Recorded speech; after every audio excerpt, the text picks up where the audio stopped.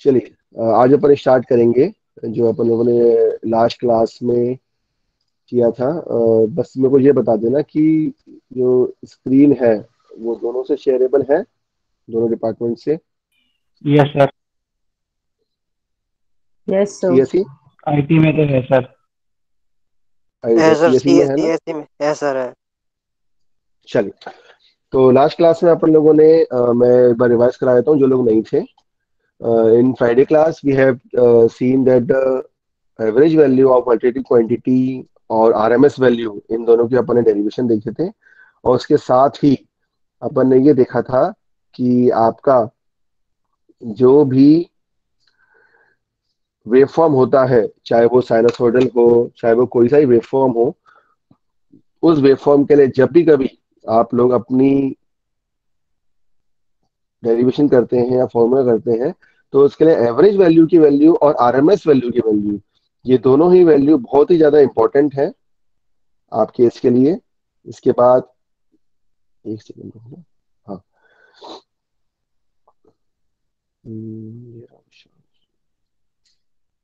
Then after that बेटा, अगर screen आपको शेयरेबल नहीं होगी जो है तो पिन कर लेना एक बार, है ना, कि दो अलग आईडी से आ रही है, इसलिए जिन लोग को दिक्कत आ रही है या जो मोबाइल से अटेंड कर रहे हैं वो पिन कर लेना, तो आपको स्क्रीन शेयरेबल। स्क्रीन और आवाज कोई क्लियर डाउट तो नहीं किसी को? दोनों को स्टार्ट करें अब? Yes sir. तो इसमें अपने एवरेज वैल्यू और आरएमएस वैल्यू दोनों की बात करी थी। उसके बाद एवरेज वैल्यू का डेरिवेशन देखा था, जिसमें अपन ने निकाला था कि the value of I average is equal to 0.637 of I max. Then after that अपन ने एक छोटा सा न्यूमेरिकल इसमें परसों की क्लास में किया था। इसमें क्या बोला गया था कि the AC supply at home is is 230 volt. और उसके लिए अपन को क्या निकाला था? उसके लिए अपन को तीन चीजें निकालनी थी: मैक्सिमम वैल्यू, एवरेज वैल्यू और आरएमएस वैल्यू। ये तीन चीजें अपन को इसको निकालनी थी।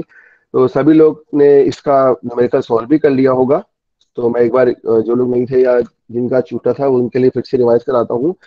ये चीज याद रखा करें आप लोग कि जब भी कभी आपको आरएमएस वैल्यू दी गई हो, जैसे आज के तारीख अपनी 11 तारीख, तो आरएमएस वैल्यू दी गई है, तो जो भी आपको न्यूमेरिकल में क्वेश्चन में पूछा गया है, इसमें पूछा गया था एसी सप्लाई एट होम या at house is 230 volt 50 hertz, और find the maximum value, average value और RMS value of voltage.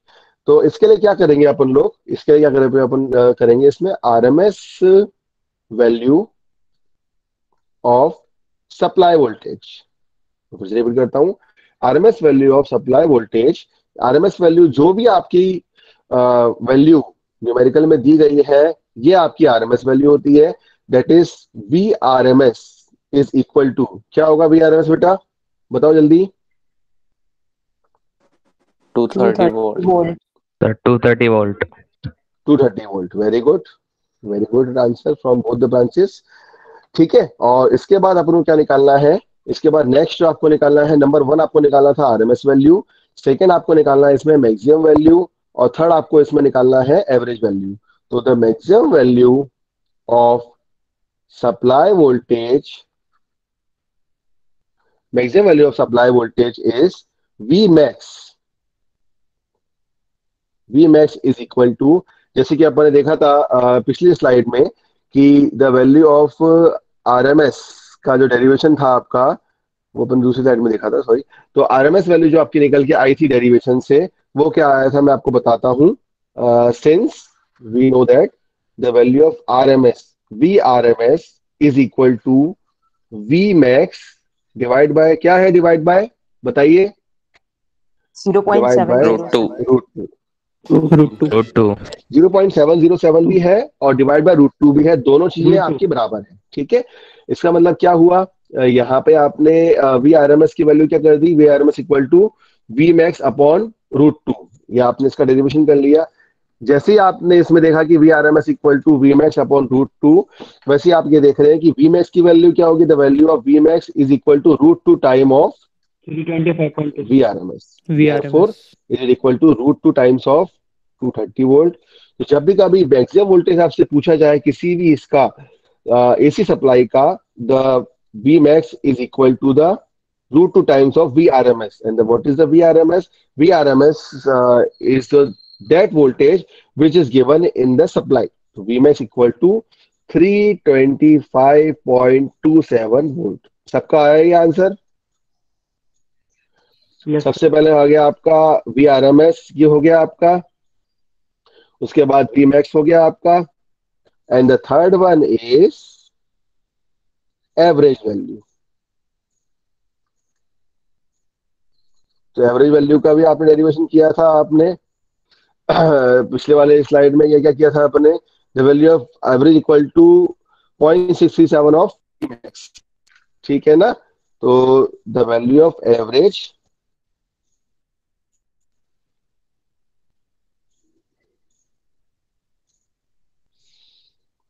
We average equal to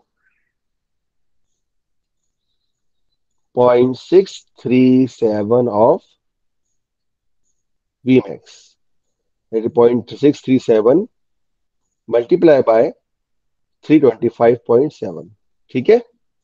जो आपने Vmax निकाला है. It means the value of average voltage V average is equal to 207.2 of V. चलिए, इसमें doubt किसी को? दोनों ब्रांचेस में? हाँ बोलो ना बेटा. no, sir. क्वेश्चन आया है आईटी ब्रांच से, बिकॉज सीएस ब्रांच के स्टूडेंट्स आईटी ब्रांच को सुन नहीं पा रहे हैं, तो मैं क्वेश्चन यहाँ रिपीट करूंगा जो भी क्वेश्चन करेगा. तो पूछा ये गया है कि इसमें आपका स्टूडेंट ने पूछा है कि वी मैक्स साइन ओमेगा के टी का यूज क्यों नहीं करेंगे. यही पूछा है ना? क्या नाम है आपका? आयुष. हाँ, रोहन ने पूछा है. देखो, मैं आपको बताता हूं कि जब भी कभी आप कभी भी किसी एक साइनसोइडल वोल्टेज की बात करेंगे, आपका क्वेश्चन बिल्कुल सही है, मैं उस टॉपिक में आने वाला था नेक्स्ट इसमें टॉपिक में. जैसे ये है आपकी value, the value of V is equal to V max sine omega t. ठीक है ना? एसी वोल्टेज दो टाइप के होते हैं. नंबर वन, आपका एक तो वोल्टेज मैंने इसमें लिख दिया V इक्वल टू 230 वोल्ट. ठीक है? एक मैंने लिख दिया यहाँ पे V equal to 230 sign 214t. अब मुझे कोई बताएगा सीएसई ब्रांच में से, आईटी ब्रांच में से, कि इन दोनों में क्या अंतर है? What is the difference between equation 1 and equation 2? कोई बताएगा? मैंने फर्स्ट दो वाले में VR वोल्टेज लिखे हैं. You can also write in check box अगर किसी को लिखना हो सर तो. नीचे वाला इंस्टेंटेनियस दिया है, इंस्टेंटेनियस वोल्टेज की बात कर रहे हैं. नीचे जो 230 साइन 214 पी दिया है वो इंस्टेंटेनियस टाइम पे अगर वोल्टेज निकालना है तो निकाल वो है, और वो पीक वैल्यू है, मतलब RMS 230. ठीक है, ठीक है. रोहन ने और संस्कार, इसने राजेश, विनय, दोनों ही सही जवाब दिए हैं. मैं बता देता हूँ. इन्होंने जवाब दिए हैं कि जो नीचे वाला है, दैट इज सेकंड इक्वेशन है, ये आपका इंस्टेंटेनियस वोल्टेज है. देखिए, अगर आपका फर्स्ट इक्वेशन दी गई है न्यूमेरिकल में, इसका मतलब वो एक पर्टिकुलर आरएमएस वोल्टेज है जो जिसको अपन 230 वोल्ट से इंडिकेट कर रहे हैं. Clear to all? ठीक है. और नीचे वाला जो है ये भी आपका आरएमएस वोल्टेज ही है, लेकिन बस इसमें अंतर ये है कि इसमें आपका साइन कंपोनेंट भी आ चुका है. ठीक है ना? साइन कंपोनेंट आ चुका है, इसलिए यहाँ पे ये जो 230 है, ये आपका अब यहाँ पे क्या हो जाएगा? क्या होगा? V maximum V maximum, because we always compare our equation with the equation V is equal to V max sin omega t. ठीक है? समझ आया? तो ये आपका अभी तक का इसमें क्लास में था. आपको डाउट तो नहीं बेटा आपको, जिसने पूछा था? तो इसमें न्यूमेरिकल में अगर 230 वोल्ट लिखा गया हुआ है तो वो आपका आरएमएस वैल्यू है. अगर इसमें इक्वेशन के फॉर्म में होता फिर अपन उसको सॉल्व करते हैं. क्लियर? हाँ हाँ, वो गलत आएगा ना, वो गलत होगा क्योंकि इसमें साइन कंपोनेंट दिया ही नहीं है. ठीक है? अब चलिए, अब नेक्स्ट जो अपना है इसमें टॉपिक, सभी लोग लिखिए. नेक्स्ट टॉपिक है अपना इसमें फॉर्म फैक्टर. Form factor. चलिए, देखिए होता क्या है कि दो तरीके के फैक्टर होते हैं आपकी बेसिक इलेक्ट्रिकल में. एक होता है आपका फॉर्म फैक्टर, एक होता है आपका पीक फैक्टर, और दोनों में ही आरएमएस वैल्यू का, एवरेज वैल्यू का और मैक्सिमम वैल्यू का यूसेज होता है, मतलब यूज करते हैं अपन लोग। अब अगर मैं आपको फॉर्म फैक्टर की बात करूं, तो form factor is indicated by the value of F F, F F से भी इसको इंडिकेट करते हैं, is equal to RMS value of current, RMS value of current divide by average value, divide by average value of current. ये होता है अपना form factor का डेरिवेशन। सभी लोग इसको लिखें, मतलब फॉर्मूला, इसके बाद मैं आगे रिपीट करता हूँ। चलिए, अब अपन को क्या निकालना है, अपन एसी की बात कर रहे हैं, मतलब साइनसोइडल आएगा, तो अपन निकालेंगे form factor, form factor for sinusoidal wave, form factor for sinusoidal wave. चलिए, अब सभी लोग मुझे बताएंगे what is the value of RMS value of current, जल्दी बताओ। आरएमएस वैल्यू ऑफ करंट क्या होता है, I R M S is equal to point क्या होता है, point seven zero seven 0.707 of I max. Very good. And number second is average value of current. Average value of current, I average is equal to 0.637 of I max. ठीक है, therefore form factor KF, K suffix में F is equal to I RMS divide by I average. तो the value of I RMS आपको सभी को दिख रहा है इसमें, the value of KF, the value of KF is equal to I RMS upon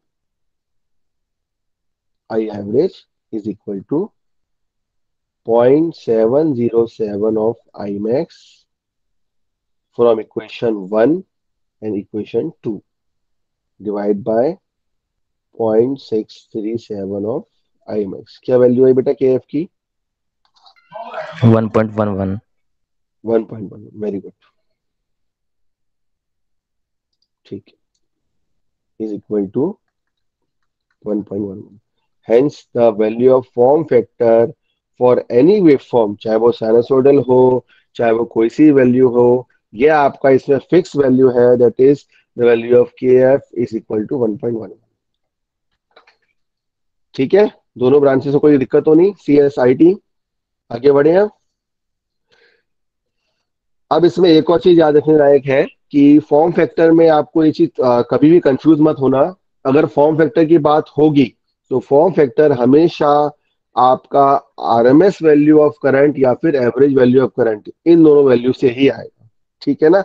अब नेक्स्ट मैं आपको पी फैक्टर बताता हूँ, उससे आपको और क्लियर हो जाएगा कि इन दोनों में और मेन इसमें अंतर क्या है। ठीक है, सब लोगों ने लिख लिया, आगे बढ़ू मैं। Next is peak factor.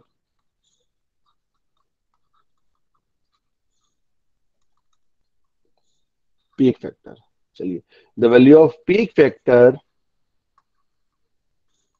Peak है इसका मतलब मैक्सिमम वैल्यू हमेशा ऊपर आएगी, is equal to maximum value of current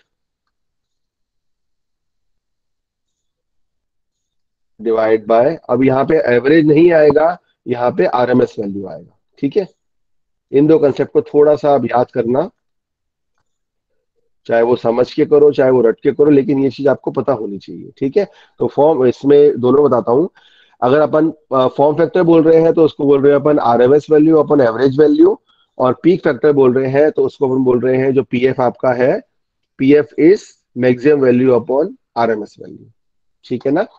जैसे अपन ने यहाँ पे साइनसोइडल का निकाला था, वैसे ही सभी पूरी class form factor for sinusoidal waveform निकालिए और मुझे बताइए क्या आंसर आया। तो मैं यानी peak form factor, sorry peak factor now. हाँ, √2 और क्या बोल देंगे, √2 को क्या बोलेंगे, 1.7 1.414 ठीक है 1.41।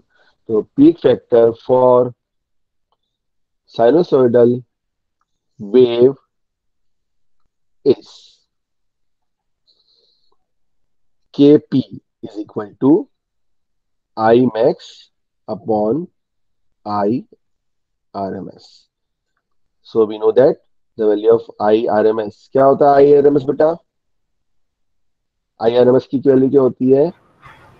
I I max max by upon root root 2. I max upon root.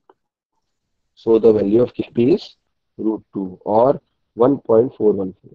तो यहाँ पे Kp की वैल्यू आ गई आपकी 1.414। तो ये दो चीजें आपको याद रखनी है।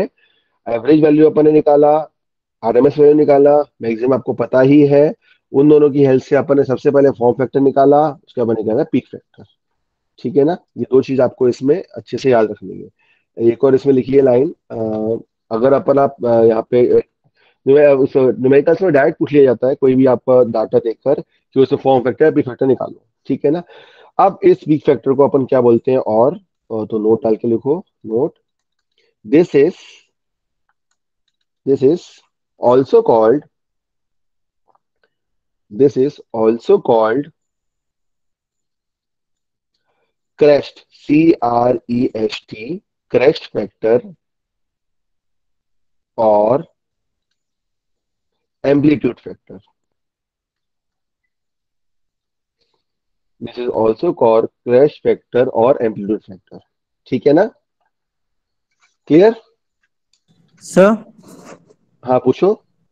सर ये सब फॉर्म फैक्टर और पीक फैक्टर से होते क्या है सर ये? समर्थ आपकी क्लास का जवाब मैं पौने 1 बजे के बाद दूंगा, ठीक है? Doubt okay sir. सेशन सारे पौने 1 बजे के बाद होंगे, clear? Okay sir, yes sir. चलिए, तो यहाँ पे दो फैक्टर अपने थे, form factor and peak factor. इन दोनों का यूज आपका आता है जब भी कभी अपन वेवफॉर्म बनाते हैं। तो एसी वेवफॉर्म में जो आपका एक कंपोनेंट रहता है, वो कंपोनेंट आपकी तीन वैल्यू से आता है, चाहे वो आरएमएस से हो, चाहे वो एवरेज से हो, चाहे वो मैक्सिमम वैल्यू से हो। तो ये दो कंपोनेंट आपके फिक्स है, एक तरीके के फैक्टर्स हैं। जैसे अपन कोई सा भी अपन सिंपल अगर कोई सा भी डिवीजन करते हैं, या बॉड मास रूल लगाते हैं, एचसीएम लगाते हैं, एलसीएम लगाते हैं, एचसीएफ लगाते हैं, या जो भी ट्रिग्नोमेट्रिक में एएससीसी फॉर्म लगाते हैं, first quadrant, second quadrant, third quadrant, fourth quadrant. तो यहाँ पे भी ये दो फैक्टर्स हैं हर वेवफॉर्म का। जैसे मान लो मैंने यहाँ पे एक साइनसॉइडल वेवफॉर्म बनाई, ठीक है ना। तो साइनसॉइडल वेव के लिए जो आपकी वैल्यू यहाँ पे आ रही है, आई आरएमएस मैंने निकाला 0.6707 of I max, I average मैंने निकाला 0.637 ऑफ आई मैक्स, और यहाँ से मेरी वैल्यू इसकी निकल के आई, जो अपन दोनों को डिवाइड किया वो आया के एफ इक्वल टू 1.11। मतलब इस पर्टिकुलर साइनसॉइडल वेवफॉर्म के लिए मेरे जो फॉर्म फैक्टर की वैल्यू आ रही है वो मेरी आ रही है के एफ इक्वल टू 1.11। ठीक है ना।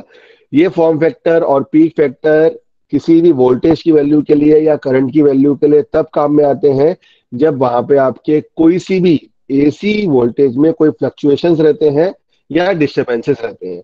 कोई फ्लक्चुएशन और डिफरेंस से मतलब ये है, जब भी कभी आपकी आरएमएस वैल्यू में कोई चेंज आ रहा है, या एवरेज वैल्यू में चेंज आ रहा है, या मैक्सिमम वैल्यू में चेंज आ रहा है, तो आप डायरेक्टली अपने फैक्टर को देख के पता लगा सकते हो, किसी भी मीटर से या किसी भी अपना सीआरओ से या किसी भी इंस्ट्रूमेंट को लगा के, कि उसमें अगर 1.11 से ये चीज एग्जिस्ट कर रही है, इसका मतलब आपकी वेवफॉर्म के कंपोनेंट्स में दिक्कत आ रही है या कुछ डिस्टरबेंस है।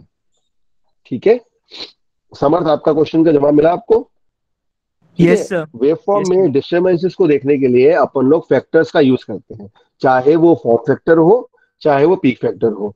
तो आज आप लोगों को अभी आज 11 तारीख हो चुकी है, और दोनों ही ब्रांचेस का ऑलमोस्ट असाइनमेंट सबमिट हो चुका होगा। अगर किसी का नहीं सबमिट हुआ है तो उन लोगों को मेल कर देना, तो उसको उसका वाया मेल दिया जाएगा। बस सबका हो गया होगा ना?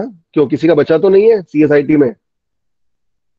किसी का बचा है तो वो बताओ, बाकी तो हो ही गया होगा। सर राजेश यादव चलो मेरा ठीक बचा। है।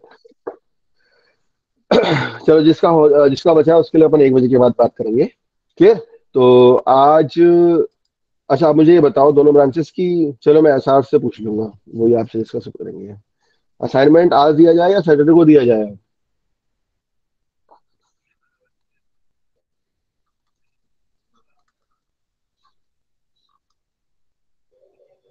आईटी ब्रांच,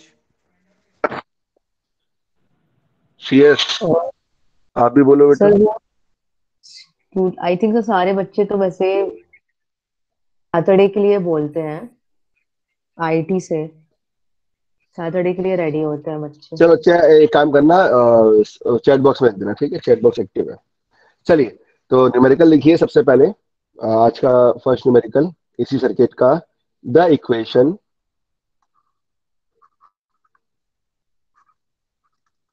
आज क्या होता है टुडे लिखा कर, हिंदी मीडियम में इंग्लिश मीडियम में? व्हाट्सएप ने बहुत बिगाड़ दिया है सबको, व्हाट्सएप में लिख के बिल्कुल वो क्या खराब कर दिए। The equation of an alternating current, the equation of an alternating current I is equal to 42.42 sin 628 of t. Determine number one, its, मतलब चैट बॉक्स बंद करो, न्यूमेरिकल लिखो, CS branch. Determine is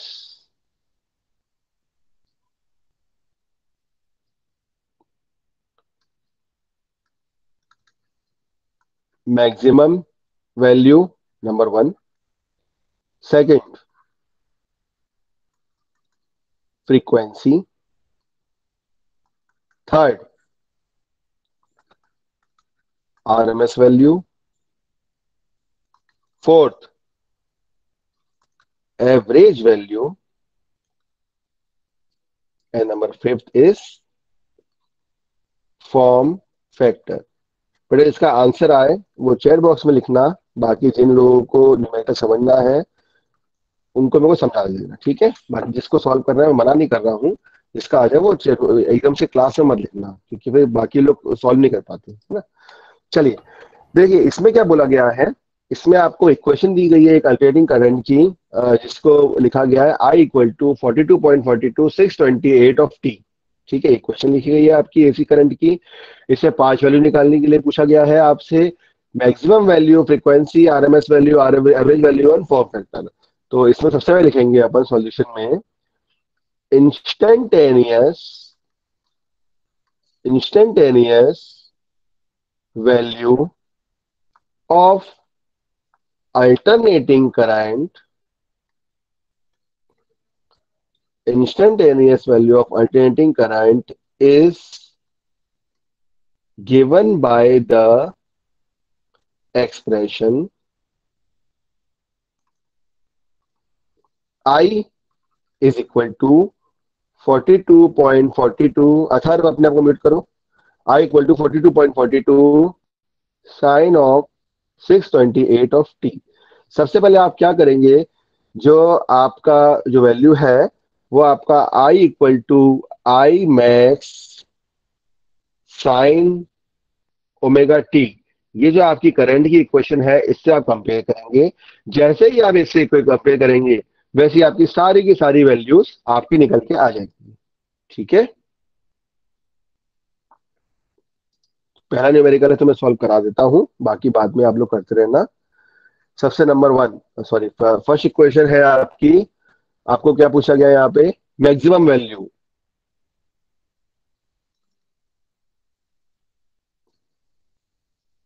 Rishabh नायक बेटा बाद में मत लिखो आप, ठीक है, गलती हो गई कोई बात नहीं, बाद में मत लिखो आप, कोई बात। मैक्सिमम वैल्यू है आपकी आई मैक्स, क्या होगी मैक्सिमम वैल्यू 42.42 एम्पियर। जब भी आप आंसर लिखेंगे तो उसमें उसका आपका सिंबल जरूर होना चाहिए, ठीक है। Number second frequency, frequency is, अपन सबको पता है जो एंगुलर फ्रीक्वेंसी होती है वो क्या होता है, omega equal to 2 pi F, hence the value of F is equal to omega by 2 pi. ठीक है, ओमेगा आपको पता है यहाँ पे क्या दिया हुआ है, 628 डिवाइड बाय 2 पाई। तो f की वैल्यू आपकी आ गई 100 हर्ट्ज। जैसे आप इसको सॉल्व करेंगे, hence the value of f is equal to 100 hertz. ठीक है, 100 फ्रीक्वेंसी नहीं लिखेंगे बेटा, जो भी लिख रहा हो 100 हर्ट्ज लिखेंगे हमेशा, because the unit of frequency is hertz. Number third is RMS value. RMS value IRMS is equal to I max by √2। I max दिया है आपका 42.42 divide by √2 is equal to 30। This implies that the value of IRMS is equal to 30 ampere। This is your answer। Number fourth is average value।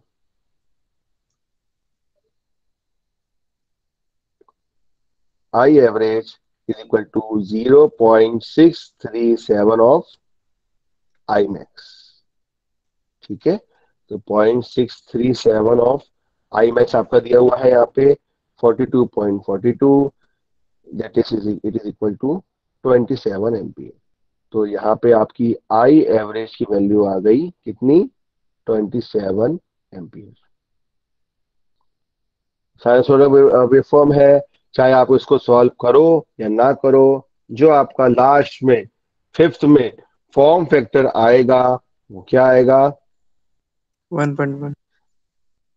Very good. The value of KF is equal to IRMS divide by I average. ठीक है ना, जैसे अपन ने अभी derivation में किया था, form factor था IRMS divide by I average. ठीक है, तो IRMS कितना आया आपका, अपन न्यूमेरिकल में देख रहे हैं 30, I एवरेज कितना आया 27, तो ये कितना आ गया आपका 1.11 answer. So the value of fifth component is the value of KF is equal to 1.11। KF में कोई भी यूनिट नहीं होगी, कोई भी सिंबल नहीं होगा, because the value of KF is unitless, क्योंकि उसमें करंट की वैल्यू आ रही है। ठीक है, समझ आया सबको? Yes sir. तो अभी तक अपन लोगों ने मैं थोड़ा अपना जो पावर पॉइंट प्रेजेंटेशन है वो स्विच कर रहा हूँ, दूसरी पावर पॉइंट प्रेजेंटेशन में जा रहा हूँ। तो अभी तक जो आपका ये था जो मैंने आप लोगों से शेयर किया है, दोनों से विजिबल हो रहा होगा क्लियरली। तो इसमें क्या था आपका, इसी क्वांटिटी अपन ने इसमें ले लिया था। ठीक है, फॉर दैट ये भी अपना हो गया था, डेफिनेशन से हो गई थी, जनरेशन अपन ने कर लिया था, ये डेरिवेशन भी हुआ था एवरेज का, RMS का, है ना, ये अपन ने देख लिया था इसका। उसके बाद फॉर्म फैक्टर और पीक फैक्टर। तो आज की क्लास में अपन लोगों ने ये दोनों फैक्टर्स देख लिए हैं, ये आप लोगों का पावर पॉइंट भी है। तो जो फॉर्म फैक्टर है RMS वैल्यू अपन एवरेज वैल्यू ये वाला, और पी फैक्टर है मैक्सिमम वैल्यू और RMS वैल्यू ये वाला। ठीक है, ये दोनों ही अपने इसमें लिखे हुए हैं। ये इसका वो है अपना I average, IRMS, form factor, peak factor. तो चार चीजें अपन एक किसी भी एक उसके लिए वेवफॉर्म के लिए अच्छी तरीके से अपन ने अभी डेरिवेशन कर लिया इन चारों का, क्लियर। उसके बाद एक full wave half wave rectifier आता है, तो मैं इसको अभी थोड़ा सा स्किप कर रहा हूँ, इसको मैं बाद में बताऊंगा आप लोगों को, है ना। चलिए, तो अब नेक्स्ट जो है आपका next topic is very important, that is a phasor representation. ठीक है ना, ये आपका नेक्स्ट टॉपिक है। अगर अपन अपना सिलेबस देखें तो, जैसे अपना सिलेबस में मैं आपको बताता हूँ। सबसे पहले अपना जो सिलेबस में कंटेंट्स हैं, generation of sinusoidal AC voltage, ये अपन लोगों ने कर लिया। नेक्स्ट डेफिनेशन थी आपकी average value, RMS value, form factor और peak factor of AC quantity, ये अपना हो गया है। अब अपने इसमें तीन टॉपिक बच रहे हैं आपके इसमें यूनिट सेकंड में, that is number 1 is concept of phasor, ये अपन स्टार्ट कर रहे हैं। नेक्स्ट है आपका analysis of RL, RC, RLC, series और पैरेलल सर्किट। उसके बाद है आपका power and importance of power factor. ठीक है ना, और अब जो अपनी क्लासेस है, जैसे आज अपना है 11 तारीख, तो अपनी 12 की क्लास होगी, 13 की क्लास होगी, 2 दिन। उसके बाद फ्राइडे को 15th को अगर आप लोग डाउट क्लास या एडिशनल क्लास, अगर रेमेडियल या डाउट क्लास रखोगे तो मैं वो रख लूंगा, अगर एडिशनल बोलोगे तो वो मैं रख लूंगा, ठीक है। उसके बाद 18, 19, 20, तो 2 और 3 5 दिन। उसके बाद 25 और 27, क्योंकि 26 जनवरी की हॉलीडे रहेगा, उस दिन क्लास नहीं होगी आपकी, इन दो ओकेजन, रिपब्लिक डे, गणतंत्र दिवस में। तो अपना 1 2 3 4 5 6 7 7 दिन है, उनमें से अगर एक एडिशनल क्लास हो गई तो 8 दिन। तो 8 days are more than sufficient for that 3 units, 3 units नहीं, सॉरी, 3 टॉपिक्स। बल्कि 3 नहीं बोलूंगा मैं इसको बोलूंगा concept of phasor 1, analysis of RL second topic, RC third, RLC fourth, series तो इसी में आ रहा है, और पैरेलल अलग से। तो और पावर ऑन पावर फैक्टर ये एक क्लास ले लेगा। तो मुश्किल से अब 6 क्लास ही चाहिए इसमें, 6 या 7 classes, 7 lectures are sufficient for that unit. उसके बाद ये यूनिट अपनी कंप्लीट हो जाएगी। तो मिड सेम फर्स्ट में जो 1 से 6 फरवरी में आपका शेड्यूल हो रहा है, उसमें आपका डीसी सर्किट एनालिसिस और सिंगल फेज एसी सर्किट, ये दोनों ही आएंगे। मैग्नेटिक सर्किट मतलब थर्ड यूनिट नहीं आएगी, ठीक है। दोनों ब्रांचों क्लियर है, ठीक है ना। तो आज अपनी 11 तारीख है, तो अभी आप लोगों के पास 20 दिन का टाइम है, क्योंकि 11 से 1 20 दिन। तो आप लोग मिड सेम की तैयारी के हिसाब से पढ़ना शुरू करिए। अब वो एग्जाम आपका, वैसे तो मैं डिसाइड किया था। अच्छा ये बताओ, जो आप लोगों की पोलिंग हुई थी, उस पोलिंग में आप लोगों ने इसमें ग्रुप में डाला था, टेलीग्राम में, किसने डाला मुझे याद नहीं, एमसीक्यू डाला था और ओपन बुक डाला था। तो उसमें क्या निष्कर्ष निकला है? कुछ निकला है ऐसा जवाब दो मेरे को। जो सब्जेक्ट मैंने बनाया है, बताना बेटा, क्या सबका क्या स्वभाव है इसमें? फर्स्ट ऑप्शन ए में है या बी में है?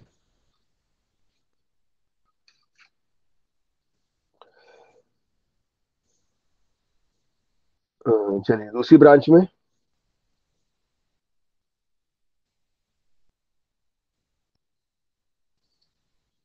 बेटा सीएस में क्या हुआ है?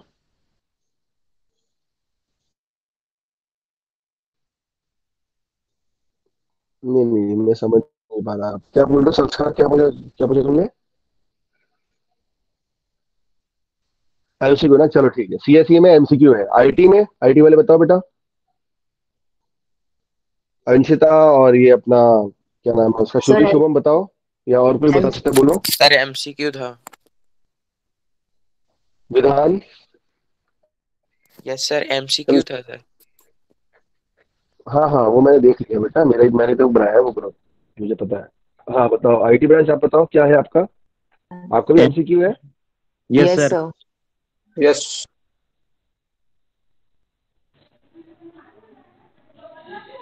Yes sir. आईटी ब्रांच आपको आवाज नहीं आ रही है क्या? एमसीक्यू सर आ रही है, हम लोग बोल रहे हैं आपको सर शायद। MCQ MCQ sir.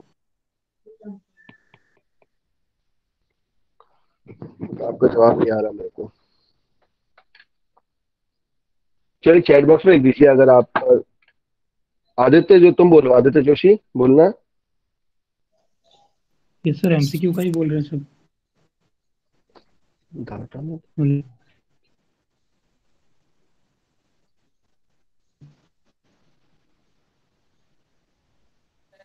सर आपकी आवाज आ रही है, हमारी नहीं पहुंच पा रही। आईटी। सर सबने एमसीक्यू की बोली थी। चलिए एमसीक्यू। तो ये डिसाइडेड है कि दोनों ब्रांचेस के लिए जो BEEE का आपका मिड सेम एग्जामिनेशन होगा वो एमसीक्यू बेस्ड रहेगा, ठीक है, ओपन बुक नहीं रहेगा। क्लियर? तो आप लोग अपना एमसीक्यू के हिसाब से इसका प्रिपरेशन कर लेना।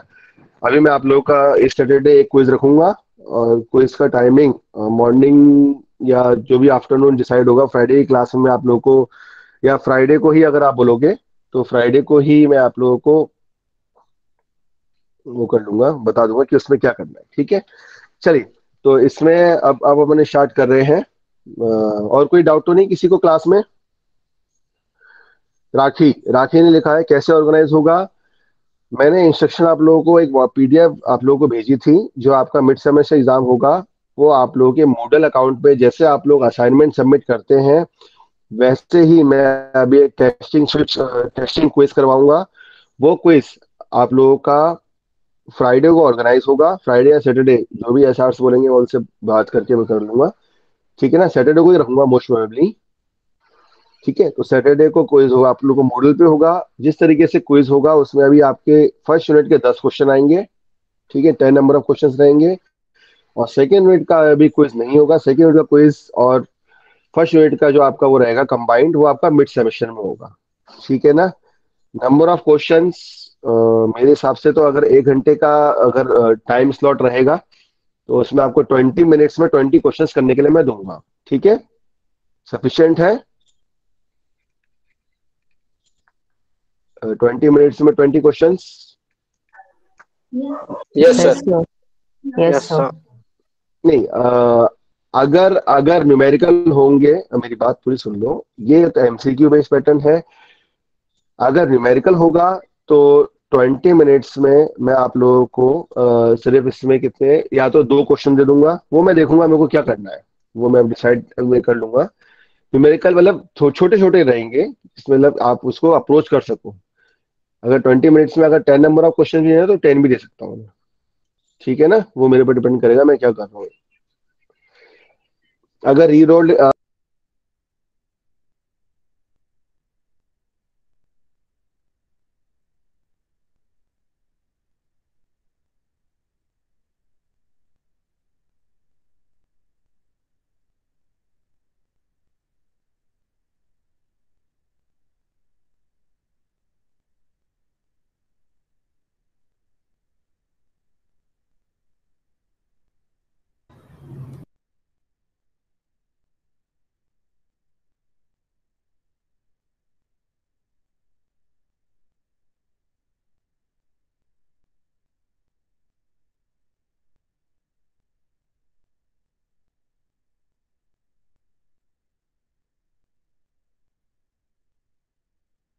अरे वेट करो सर ने म्यूट कर रखा है, वेट करो थोड़ा।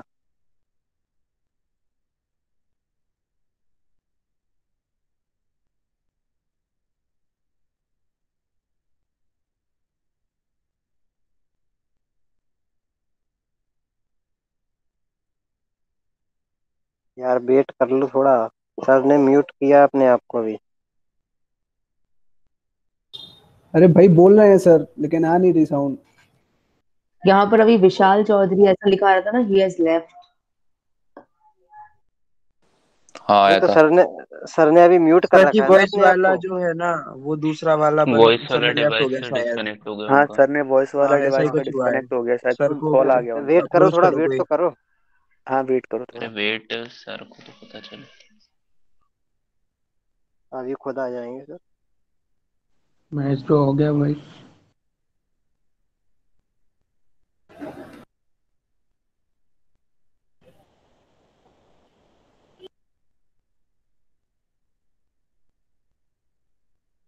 नहीं सीएसई में भी नहीं है ऑडियो, सर अभी म्यूट ही है।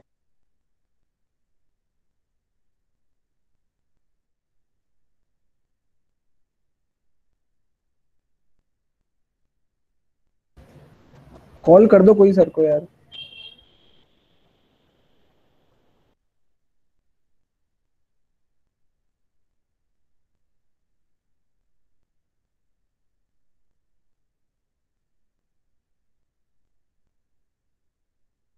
अबे ग्रुप में स्पैम, ग्रुप ग्रुप में कोई मैसेज मत करियो सर, गुस्सा करते फिर बाद में।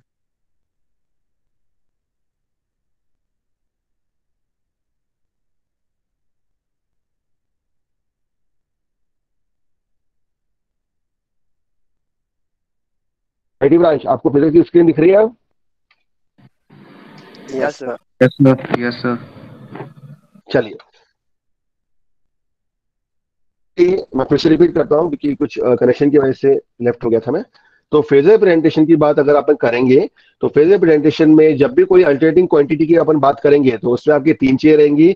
सबसे पहले आपकी वेव फॉर्म, उसके बाद आपकी इक्वेशन, उसके बाद आपका फेजर।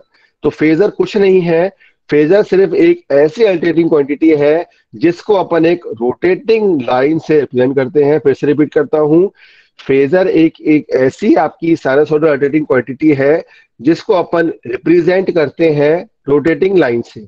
जैसे कि अपन ने फर्स्ट क्लास में या सेकंड क्लास में अपन ने देखा था, जब अपन ने एंटी क्लॉकवाइज रोटेशन किया था, किसका, जो अपन ने रोटेटिंग कॉइल लिया था, तो उसमें रोटेशन में जो भी आप रोटेट कर रहे थे सेकेंड एंटी क्लॉकवाइज में, मान लो उसको मैं एक फेजर मान रहा हूं, ठीक है ना। अब जैसे जैसे मेरा वो रोटेशन होगा किसी फेजर क्वांटिटी का, वैसे वैसे मेरे को अलग पर्टिकुलर पॉइंट में मेरे को एक वेवफॉर्म मेरे जनरेट होगी। जैसे कि अगर आपकी यहाँ पे वेवफॉर्म, आपको साइनसॉइडल वेवफॉर्म दिख रही है, तो यहाँ पे अगर डिफरेंट डिफरेंट लोकेशन है, मान लो मैं इस वेवफॉर्म को, ये अलग अलग लोकेशंस मेरे पास यहाँ पे आ रहे हैं, ठीक है ना, ये अलग अलग लोकेशंस मेरे पास यहाँ पे आ रहे हैं। ये अलग अलग लोकेशंस आए कहाँ से हैं?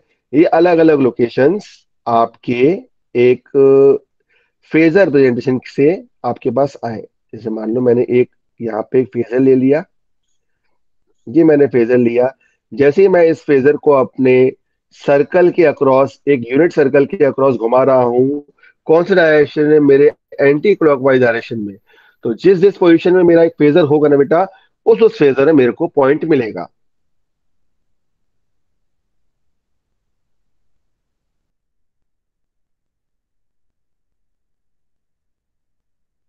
साइनसोइडल वेवफॉर्म को घुमा रहा हूं, मतलब रोटेट कर रहा हूं, उससे मेरे को एक साइनसोइडल वेवफॉर्म निकल के आ रही है। और जो रोटेटिंग क्वांटिटी या रोटेटिंग लाइन मेरी हो रही है, वो रोटेटिंग लाइन मेरी क्या है, उसको मैं फेजर बोल रहा हूं। ठीक है, दोनों ब्राउन को डाउट तो नहीं? CSIT आगे बढ़ूं अब? Yes sir. चलिए, तो इसमें आप इसकी डेफिनेशन भी लिखी हुई है, जिसे मैं डेफिनेशन बोलता हूँ। Sinusoidal alternating quantity can be represented by rotating line called a phasor, ठीक है ना। और उसको इसी तरीके से बोलते हैं, a phasor is a line of definite length rotating in anti clockwise direction at a constant angular velocity. Constant velocity मतलब ओमेगा स्पीड से आप उसको घुमा रहे हो एंटी क्लॉकवाइज डायरेक्शन में, उससे जो भी आपकी डेफिनेट लेंथ आपकी इसमें रोटेट हो रही है, उसको अपन फेजर से ब्लेंड कर रहे हैं।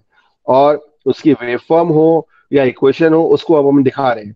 जैसे ये वेवफॉर्म है, तो वेवफॉर्म आपकी बनाई हुई है।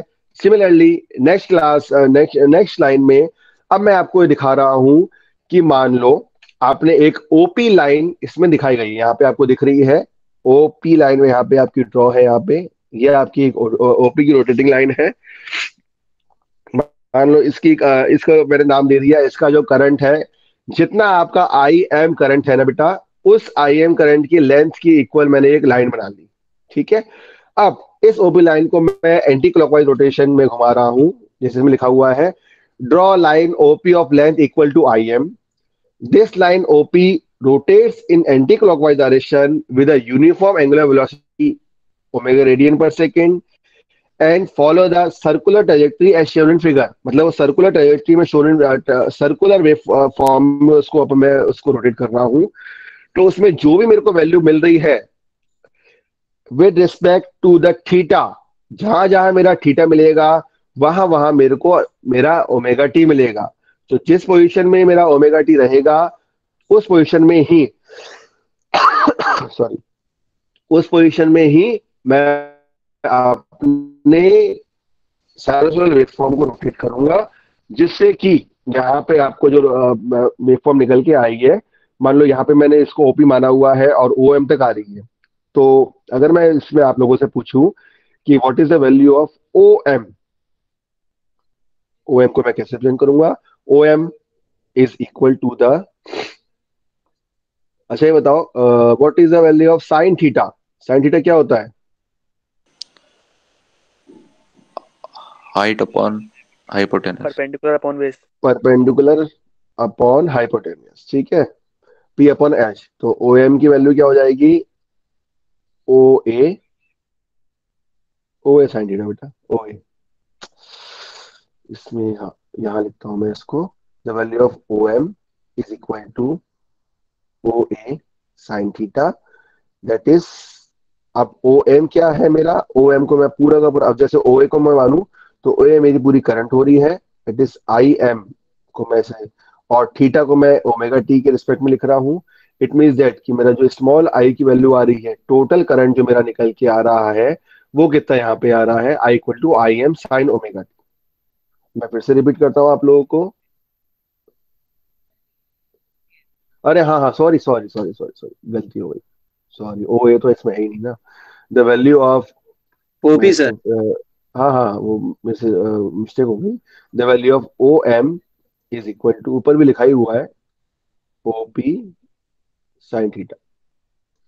ठीक है ना, ये आपका यहाँ पे जो थ्योरी है वो भी लिखा हुआ है, the value of O M is equal to O P sine theta and this is equal to O M sine omega t. ये जो आपकी इक्वेशन है ये आपकी इसमें इंपॉर्टेंट है फॉर द फेजर प्रेजेंटेशन। ठीक है, अब यहाँ पे जो आपका ओपी है, this is the phasor representation of the sinusoidal current.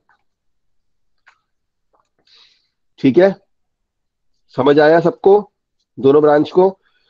तो जब भी कभी आप लोगों से पूछा जाए कि व्हाट इज अ फेजर, तो phasor is nothing but is a line of definite length. मतलब कोई भी रोटेटिंग लाइन अगर मैं बोल रहा हूं, चाहे मैं, मतलब मेरे को एक किसी भी वेवफॉर्म से अगर मेरे को एक फेजर डायग्राम बनाना है, तो फेजर डायग्राम का मतलब ये है कि उस वेवफॉर्म में जितने भी मेरे एलिमेंट्स मेरे पास हैं, या जितने भी मेरे पास पैरामीटर्स मेरे पास है, चाहे वो वोल्टेज हो, करंट हो, पावर हो, उन तीनों चीजों को मैं अपने फेजर डायग्राम में रिप्रेजेंट करूंगा। यहाँ सिर्फ करंट था, इसीलिए मैंने अभी करंट को रोटेट करते हुए दिखाया है। अगर इन केस मेरे पास यहाँ पे वोल्टेज, पावर भी होता तो मैं उससे प्रिंट करता। ठीक है ना। अब नेक्स्ट नेक्स्ट है आपका, इसी तरीके से जो आपकी नेक्स्ट ये वाली स्लाइड है, इसमें इसमें अब अपन किसको दिखा रहे हैं? We can donate denote it as that this is your EMF induce in your coil, E equal to E M sine omega t. तो नीचे भी ये लिखा हुआ है कि अब ये डिपेंड करेगा कि अब यहाँ पे जो आपका प्लस ईएम है या माइनस ईएम है, ये किस किस पोजीशन में आपको मिल रहा है। क्योंकि बिकॉज अभी तक क्या था आपका, अगर आप आर लोड के साथ चलते हो ना बेटा, तो रजिस्टिव लोड में कोई प्रॉब्लम नहीं आती। जैसे ही आप स्विच करते हो अपने एल लोड में, मतलब इंडक्टिव लोड में या फिर कैपेसिटिव लोड में, मतलब ये तीन तरीके के लोड है आपके, आर, एल और सी। ठीक है ना, आर में कोई दिक्कत नहीं आती। जैसे ही आप इंडक्टिव या कैपेसिटिव में स्विच होते हो, वैसे ही आपको जो फेज शिफ्ट होता है या जीरो पोजीशन से जो शिफ्टिंग होती है वो आपको देखनी पड़ती है। फिर से रिपीट करता हूं, जीरो पोजीशन से जो शिफ्टिंग होती है वो आपको देखनी पड़ती है। सबसे अच्छा एग्जांपल मैं आपको बताता हूं, अगर मेरे को प्लस ईएम पूछा गया है कि मेरे को प्लस ईएम कहाँ मिल रहा है और माइनस ईएम कहाँ मिल रहा है, तो मेरे प्लस ईएम के मेरे पास दो पॉइंट है। एक है मेरे पास, अगर मेरे को यहाँ पे प्लस ईएम मिल रहा है, उसको मैंने उसको बोल रहा है पाई बाय टू में मिल रहा है। मतलब जीरो से लेकर अगर मैं यहाँ पे t/4 सेकेंड के लिए चल रहा हूं, मतलब हाफ साइकिल से भी कम में, मतलब पाई/2 के इंटरवल में, तो मेरे को यहाँ पे प्लस ईएम मिल रहा है। सिमिलरली अगर मेरे से पूछा जाए है कि मेरे को जो मेरी वेवफॉर्म है, ये तो हो गई मेरे पीक वैल्यू है, मैक्सिमम वैल्यू मेरे को मिल रही है जिसमें पॉजिटिव वैल्यू हो रही है। सिमिलरली अगर नेगेटिव वैल्यू आ रही है, तो पीक वैल्यू है आपकी, वो आपकी माइनस ईएम में आ रही है, वो कहाँ मिल रही है? तो वो मैं बोलूंगा कि मेरे को 3π/2 में मिल रही है। या फिर मैं इसको बोलूंगा कि जब मैंने अपना टाइम डिवीजन कब किया हुआ है, कितना किया है मेरा टाइम डिवीजन? 3t/4। ठीक है, टाइम डिवीजन का अपन को इतना ध्यान नहीं रखना है यहाँ पे, वो तो बस समझाने के लिए लिखा हुआ है। क्योंकि फुल साइकिल आपकी टी में हो रही है, हाफ साइकिल आपकी t/2 से, हाफ से भी कम हो रही है, तो वो t/4 से हो रही है। ठीक है ना, इसका मैथमेटिक्स थोड़ा सा अच्छा होगा, उसने 1 मिनट के अंदर इस चीज को पिक कर लिया होगा। और फोर क्यों लिख रहा हूँ, अगर किसी को कंफ्यूजन है तो ये चीज एक बार रिवाइज कर लेना आप लोग। ठीक है, तो ये आज की क्लास में अपना यही है। कल की क्लास में अपन लोगों से अपन स्टार्ट करेंगे इसमें फेज डिफरेंस, क्योंकि ये थोड़ा सा अच्छा टॉपिक है और लंबा टॉपिक है। तो अभी 1 भी बज चुके हैं, आप लोगों को भी लंच वगैरह करना होगा, 2 की तैयारी करनी होगी। तो नेक्स्ट की क्लास में अपन लोग इसमें फेज डिफरेंस, उसके बाद फेज डिफरेंस के बाद इसमें वोल्टेज करंट की वेव फॉर्म्स, उसके बाद उसमें क्या होता है आपका लैगिंग, लीडिंग, उसके बाद जो आपका असाइनमेंट जो रहेगा उसमें आपको रेजिस्टेंस तो मैं आपको बता दूंगा, अब यहाँ पे जो कैपेसिटेंस और इंडक्टेंस की वो है, ये मैंने स्लाइड इसलिए खोले खाली छोड़ी हुई है क्योंकि इसके डेरिवेशंस आप लोगों को करने हैं, मैं बता दूंगा, लेकिन एल और सी अपन करेंगे, आप लोग करने होंगे। कि अगर अपन प्योर इंडक्टेंस और प्योर कैपेसिटेंस की वेवफॉर्म्स वगैरह देखेंगे तो वो है इजी, लेकिन आप लोग अगर करोगे तो आप लोग भी और अच्छे समझ में आएगा, ठीक है ना। फिर नेक्स्ट क्लास में अपन लोग इसमें देखेंगे analysis of RL, RC, RLC, series of parallel circuit, और उसके बाद थैंक यू। ठीक है, तो आज की क्लास अपन लोगों की यहीं तक होती है। अगर किसी को कोई डाउट हो या प्रॉब्लम हो तो मुझसे पूछ लो, I am available. Sir test कब होंगे? टेस्ट कौन सा बेटा? Mid semester? हाँ सर, वो एक पे ऐप से ही होंगे ना? मिड सेमेस्टर देखो ना, आपको एकेडमिक कैलेंडर है ना, ये एकेडमिक कैलेंडर आ रहा है आपके सामने, 1 से 6 फरवरी है ना आपका, ये देख लो, ठीक है। नहीं सर, आपने ही कहा था ना कि 1 घंटे में वो 20 मिनट में आप 20 क्वेश्चन दे दोगे, तो मुझे ऐसा हाँ लगा हाँ, शायद 1 घंटे में मैं 5 नहीं नहीं 5 नहीं, ऐसा पेपर नहीं होने है, वाले हैं। नहीं नहीं ऐसा नहीं होगा, मैं आपको एक्सप्लेन कर देता हूँ। 1 से 6 फरवरी 5 दिन होंगे, 1 2 3 4 5 6 6 दिन है। उसमें से 1 से 5 तक आपके 5 सब्जेक्ट होंगे। 6 डे इसलिए रखा हुआ है, अगर 5 दिन में से कोई मिड सेम छूटा या होता है तो वो 6 डे शेड्यूल करा जाता है। एक दिन में एक ही सब्जेक्ट का टेस्ट होगा आपका। अब वो टाइम स्लॉट क्या होगा, मैंने टाइम स्लॉट बताया था, 11:30 से 12:30 भी हो सकता है, 12 से 1 भी हो सकता है। एक दिन में आपका एक सब्जेक्ट का ही होगा, ठीक है ना। 6 सब्जेक्ट है ना वो, और अब सर ये टीचिंग सिविल है और मैकेनिक्स अलग है। अच्छा, 6 सब्जेक्ट हैं क्या आपके? मतलब वो एक जो बीसीई है में उसमें 2 सब्जेक्ट आ जाते हैं ना, नहीं सिविल और नहीं, सर, वो मैकेनिक्स। लैब शायद में एक साथ ही होगा दोनों में। मेरी बात सुनो, मेरी बात सुनो। मिड सेमेस्टर एग्जामिनेशन जो आपके होते हैं वो सिर्फ आपके थ्योरेटिकल स्लॉट के होते हैं, प्रैक्टिकल स्लॉट का कोई भी मिड सेम एग्जाम नहीं होता। जिसमें आपका एंड सेम में 60 मार्क्स से, आप लोग अगर स्कीम में देखोगे, अगर आप लोग अगर स्कीम होगी अभी तो, अभी मेरे पास है कि नहीं है मेरे को देखना पड़ेगा। तो उसमें जो भी आपका 60 मार्क्स का स्लॉट रहेगा ना बेटा, वो आप लोगों का उसमें मिड सेमेस्टर उसी का होगा आपका, है ना, उसके अलावा नहीं होगा आपका। मेरे पास था तो, सर यूनिट 2 की पीपीटी सर एक बार फिर से सर शेयर कर देना सर, मूडल पर हाँ नहीं आ हाँ, रही है। मैं आज मूडल पे वैसे मैंने अपलोड तो करी है, मैं फिर से आप लोगों को उसको शेयर कर दूंगा, ठीक है। Okay thank you sir, WhatsApp पर भी कर देना। अरे सब जगह भेज देंगे यार, तू तो बोलते जा बस, और क्या चाहिए। नहीं नहीं, ओके चल कोई थैंक यू नहीं, सर। जैसे ये मैं आपको बताता हूँ, जैसे इलेक्ट्रिकल की स्कीम में मैंने आप लोगों के सामने खोली है, ये आप लोगों के लिए नहीं है अभी। जैसे मान लो ये वाला सब्जेक्ट है, ठीक है ना। इंजीनियरिंग मटेरियल, ये अभी इलेक्ट्रिकल वालों का होगा। अगर आपको सिविल और मैकेनिक्स है तो ये जो एंड सेम है ना बेटा, जो पहला जो है 1 2 3 4 5, सिर्फ जिसमें आपका 60 मार्क्स है उसी का आपका थ्योरी मिड सेमेस्टर होगा। प्रैक्टिकल स्लॉट आपका अलग है, समझ आया दोनों ब्रांच को? Yes sir. ठीक है ना। तो जिसमें आपका एंड सेम में 60 मार्क्स का है, ये आप लोगों से भी शेयर हुई होगी। ये अभी मेरे पास इलेक्ट्रिकल की थी और आईओटी की थी, तो वो मैंने आपको दिखा दी। आप लोगों की मेरे पास अभी हाल फिलहाल अवेलेबल नहीं है। चलिए, that's all for today. Sir okay sir, good day sir. Attendance में 1 मिनट ऑन कर देता हूँ, बस एक मिनट रिकॉर्डिंग ऑफ कर दूं फिर इसको करता हूँ।